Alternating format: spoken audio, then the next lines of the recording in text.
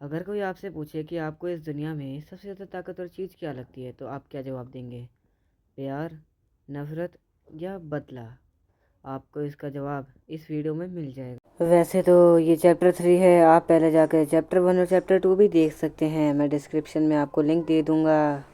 यहाँ वैलेरा की शिष्या को मरे हुए 4 दिन हो गए हैं और वो अब है नॉर्थन एडवेंचरस विलेज में, जहाँ पर वो कुछ लोगों से रास्ता पूछ रही होती है। इसके जवाब में एक बंदा उससे कहता है, ओए लड़की सुन, ये तेरे पड़ोस का हेल्प डेस्क नहीं है, ये एडवेंचरस गिल्ड है, समझी? इसके जवाब में वैलेरा उसे कहती है कि पूरे टाउन में सिर्फ यही दरवाज़ा खुला है, इसलिए मैं आपसे डायरेक्शन पूछ रही हूँ, आप बता दीजिए और मैं यहाँ से चली जाऊंगी।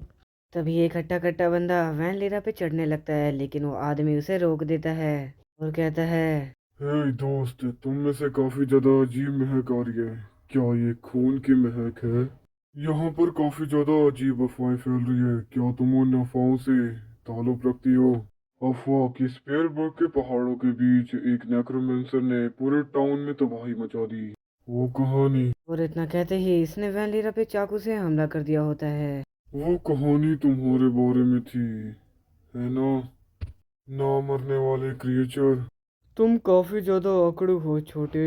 अपने चाकुओं से वार करने से पहले अपने अपोनेंट से ढंग से बात करा करो, तुम बच्चों।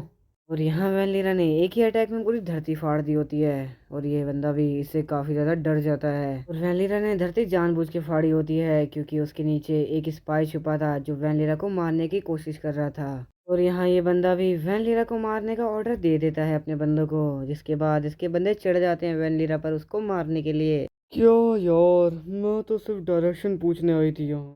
अब आगे जो भी होगा वो सब तुम्हारी वजह से होगा। इसके बाद ये बंदे वैनलीरा पे अटैक कर देते हैं, पर वैनलीरा का कुछ घंटा उखाड़ नहीं पाते।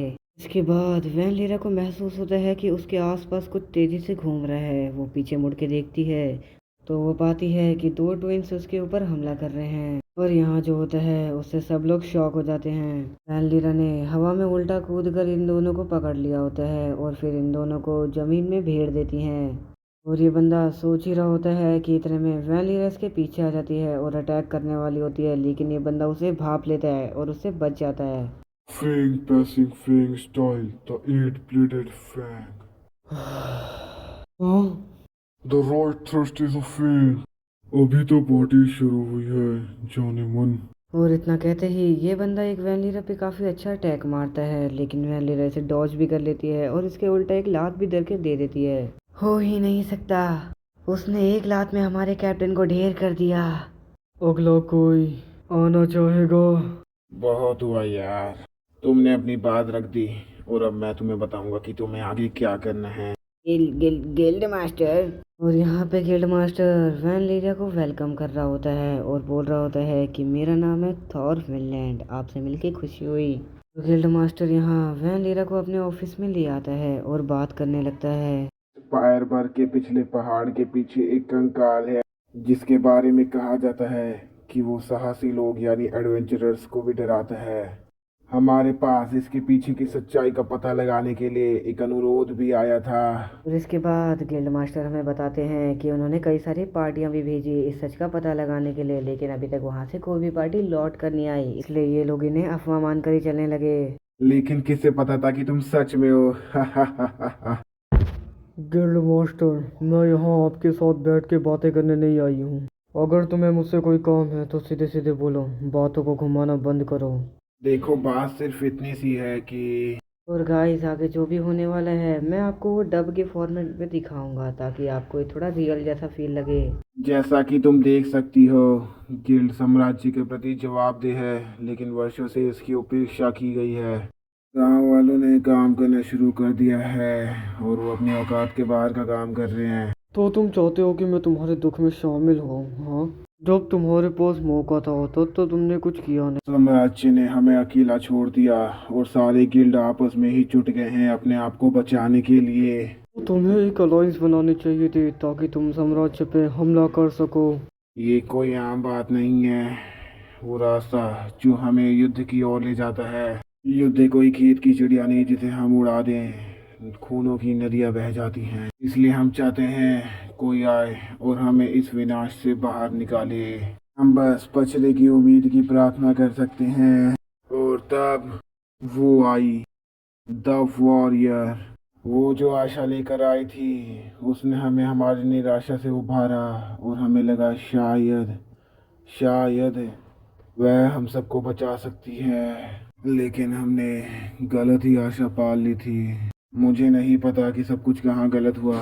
मुझे नहीं पता कि वो मेरी मूर्खतापूर्ण भावुकता थी या वह पुराना पछतावा जिसको लेकर मैं रो रहा था। पर तुमसे मिलने के बाद मुझे एक चीज का पता चल गया। हमारे पास क्या कमी थी? वो थी नफरत। आने वाले कल के बिना भी ठीक रहना, एक घर के बिना भी ठीक रहना और मरने के लिए हमेशा तैयार रहना, यही तो एक युद्ध का स्वभाव होता है।